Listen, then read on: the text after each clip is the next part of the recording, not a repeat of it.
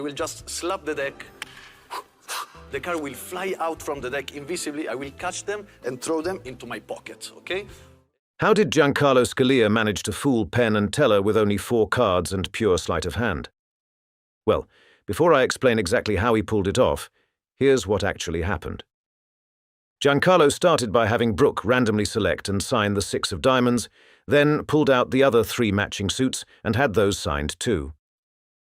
After all 4 were signed, they were lost into the deck, and he said the cards would magically leave the deck and teleport into specific pockets he points to. He pointed to the first pocket and pulled out the first signed card, then said the second would appear in the other pocket and removed that one too. The third came from his side coat pocket, and the last from his inner pocket. He then handed the deck to Brooke and said some people might think he had already placed the cards in his pockets before the trick started. While saying that, he demonstrated exactly what that would look like by openly placing 2 cards into his outer pockets and the other 2 into his inner pockets.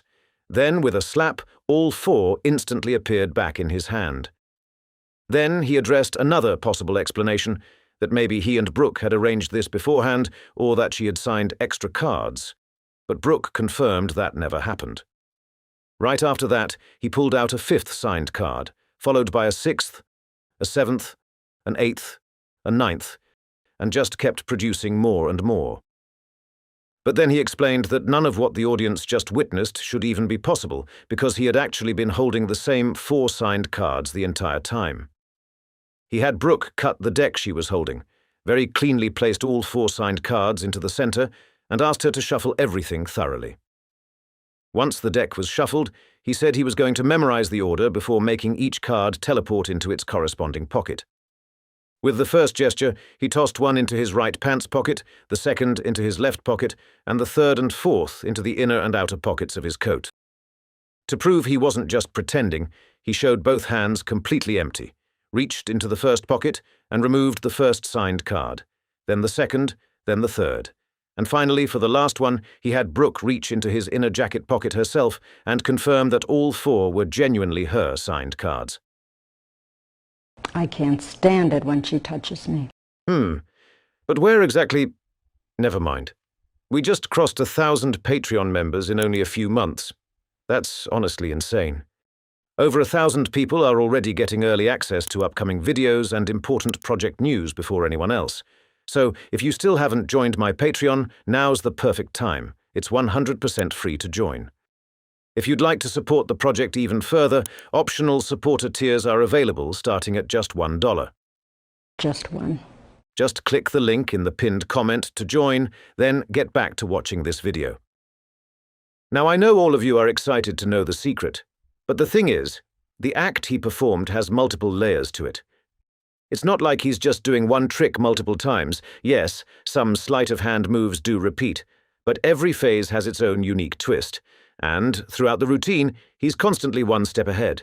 So skipping through the video will make this honestly really confusing, since each phase connects to the next. Giancarlo started the first phase of the routine by having a card selected, but the selection itself wasn't random. He used a classic force and had Brooke touch any one of the 4 6s in the deck. It didn't matter which one she signed first, because all 4 of them were going to be signed anyway. You'll notice he performed the classic force face up. That way, he never had to mark the 6s, and by spreading the cards face up, it looked completely fair. I'm pretty sure most of you already know how the classic force works, but if you don't, here's a quick video explaining it. And what you do is you spread through, and you're just like, go ahead, pick any card you want. And as soon as they start reaching their hand out, you jump to that pinky break pretty quick, and you start to move your hand closer, and you basically force their finger on that card. And there you go. I'll address why it was important for the 6s to be forced in a moment. After all the 6s were signed and returned, he appears to lose them into the deck, when in reality he's simply placing them on top. It's an angle-sensitive move, but perfectly workable on stage. Right after this, there's a sudden jump cut to Penn and Teller, which feels unnecessary at first, but it's there for a reason. During that cut, he bottom palms the top 2 cards. Here's what the bottom palm looks like. He held the deck face up, then bottom palmed the 6 of spades, followed by the 6 of clubs into his left hand, and placed them into his pocket during the jump cut. This is basically the only point in the routine where the producers of the show hide an important move. Other than that, the rest of the sleight of hand is easy to follow if you know what to look for. Since the 6 of hearts sits directly above the 6 of diamonds in the sequence, you can actually catch a glimpse of the 6 of hearts being palmed first. This is the exact moment where he palms the top card. And here is an exposed view demonstration of what that looks like from Giancarlo's perspective. That's the same card he later pulls from his right pocket. Now, there's only the 6 of diamonds left on top of the deck, so in order to palm it, he has to perform a one-handed top palm, which you can actually catch him doing for a few frames where the top card is shifted slightly at an angle. To fully understand how it works, here's what the move looks like in an exposed view.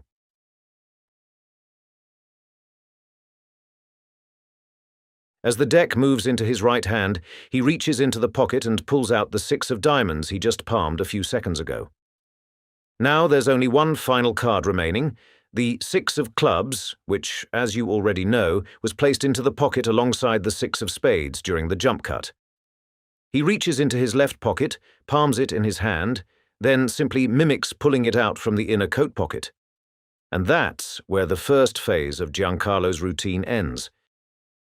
Now, the second phase is actually quite straightforward.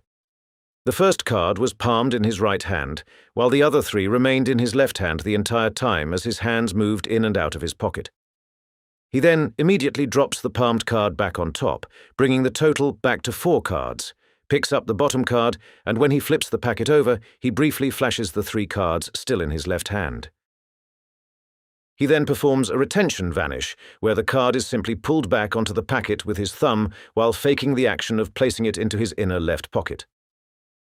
Finally, as he apparently goes to place the card into his right inner coat flap pocket, he actually just positions it near his right index and middle finger so they can clip onto it while holding the coat flap. He then pulls all 4 cards back out together. Now comes the third phase, which is where things start getting interesting. From this point on, we need to keep track of the position of each card, so keep an eye on the animation in the corner. The order of the 4 cards is shown here. As he shifts to his left, he palms the top 3 cards in his right hand, leaving only 1 card in his left, then places those 3 cards into his pocket and pulls out the very top card from that group, which is the 6 of diamonds. He then switches the position of the 2 cards in his hand, so the 6 of clubs is now on top and the 6 of diamonds on the bottom. Giancarlo then pulls out the 6 of spades from his pocket and places it on top of the packet in his left hand, then pulls out the 6 of hearts from his pocket and immediately places it back in. So far, we've been tracking the original signed cards, but I still haven't addressed why Giancarlo needed one of the 4 sixes to be selected. The reason is simple. He already has duplicates for 3 of the 4 suits hidden in his pockets. And these aren't just ordinary duplicates. They already have signatures on them, just not Brooke's because she isn't in on it. The signatures are simply random scribbles added by Giancarlo, which is why whenever a switch happens, I'll point out the difference between Brooke's real signature and the fake duplicate. As you can see, only 3 suits have duplicates: the 6 of spades, clubs, and the hearts. The 6 of diamonds has no duplicate, which means it remains the only original card throughout the entire routine. The positions of these duplicates are also important. The 6 of hearts duplicate is in his right pants pocket, the clubs duplicate is in his outer left coat pocket, and the spades duplicate is hidden in his inner left coat flap pocket. That inner left coat flap pocket is also specially prepared, which I'll get to in a moment. Like I said, there are a lot of layers to this trick. Now, as he places the 6 of hearts back into his right pocket, you can see him simultaneously bottom palm the bottom 2 cards, which are the 6 of clubs and diamonds. He ditches the original signed clubs into his inner pocket and only pulls out the 6 of diamonds. He then palms the 6 of spades from the top of the packet and places it into his inner coat pocket. But here's the twist. That inner left coat pocket is actually split into 2 separate slots. One acts as a passageway connected directly to the outer coat pocket on the same flap, So when he places the original 6 of spades into it, the card simply slides through and ends up in the outer coat pocket. At the same time, he pulls out the duplicate 6 of spades from the second slot hidden inside that very same pocket. Since the two slots are separated by only a tiny gap, he can do the entire switch by feel without ever needing to look. Here's a screenshot of Brooks' actual signed 6 of spades, and here's the fake duplicate. On Brooks' signature, none of the markings cross through the corner pips, whereas on the duplicate, the scribbles clearly run through them. That's why Giancarlo never openly displays the card. He only flashes it briefly before quickly placing it on top of the packet. Now he's going to perform the second switch. This one involves pulling out a duplicate 6 of hearts from his right pocket, showing it only to Brooke and not directly to the camera before immediately flipping it over, which makes it much harder to spot the inaccurate signature. So if we pause here for a moment and do a quick recap, the original 6 of spades is currently inside the inner left coat flap pocket, having been transferred there through the secret passageway alongside a duplicate fake-signed 6 of clubs that was already there before the performance even started, and the original 6 of hearts is in his right pants pocket. After placing the fake 6 of hearts onto the packet, he palms the very bottom card, which is the 6 of diamonds, and places it into his outer coat pocket. So when he placed the original 6 of diamonds inside, he first pulled out the duplicate clubs card, then the same original signed diamonds. That leaves behind only one card, the original signed 6 of spades. If I pause the frame and compare them side by side, you can clearly see the difference between the signatures on the original and the duplicate 6 of clubs. So at this point, he's holding 3 fake cards and only one original. He now moves into a series of palm productions.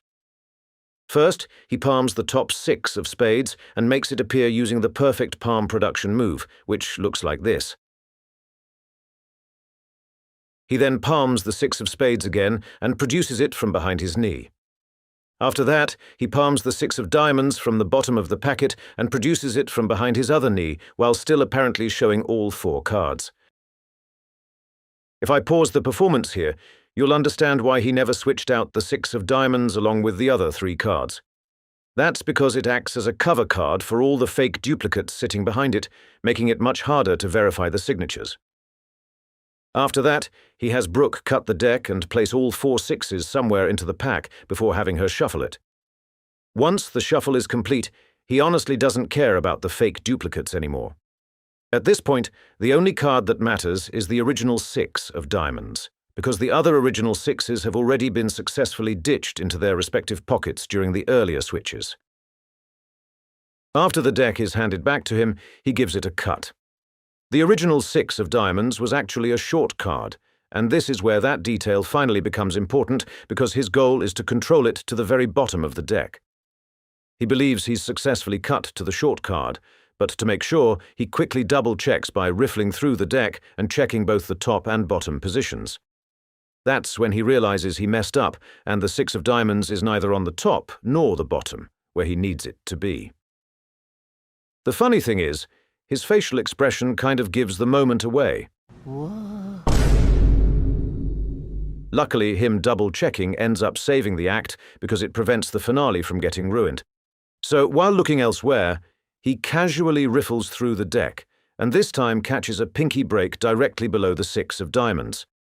Then, while acting out the gestures of making the cards vanish from the deck and reappear inside their respective pockets, he secretly cuts the deck at that break, successfully repositioning the 6 of diamonds to the bottom. Now he's all set for the finale. Since the 6 of diamonds is sitting at the very bottom of the deck, he catches a break beneath it with his pinky and repositions it into a one-handed bottom palm in his left hand.